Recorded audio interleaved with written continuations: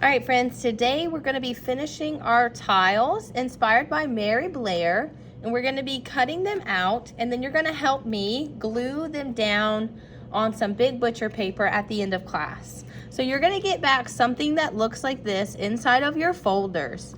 When you do, you're going to kind of pick up where we left off.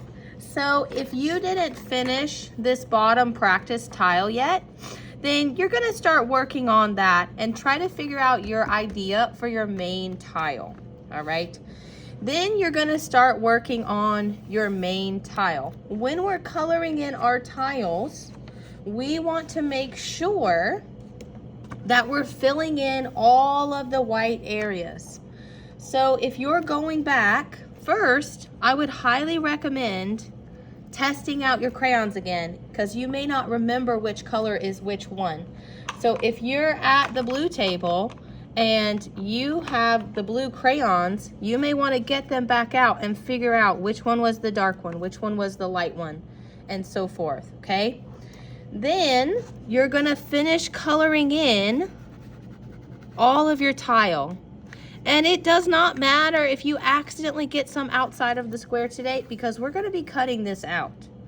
But what does matter is that you cover up all of the white areas. So now that I'm looking at my tile again, I notice that there's some areas of my tile that look a little bit white. I have not done a good job coloring those in. So now that I have the opportunity and the time to go back in here in these sections and really work on coloring them in, I'm gonna do that.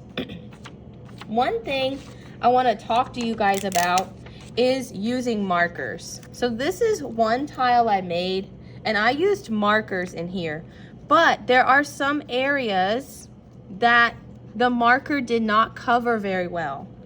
So you're gonna make sure to go back over those areas, because sometimes markers can look not so well if you don't fill them in all the way. So you really need to make sure that you're covering everything up and that there's no white areas. When you do finish that, then we're gonna start cutting it out.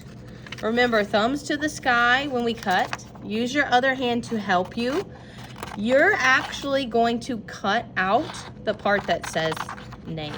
So you're gonna cut and make a square. You're gonna cut out your name, because once we cut this, we really don't need to show our name anymore. And I like to just cut that away. That now it makes it easier for me to cut the rest. Now, if you are cutting like this, and if you turn this into me and it still has white on the side, I'm gonna make you go back and recut it. So if you turn this into me and this little part on the side is still white, I'm gonna make you go back to your desk and recut all of that out. So you're only left with the black lines that are showing on the outside, okay?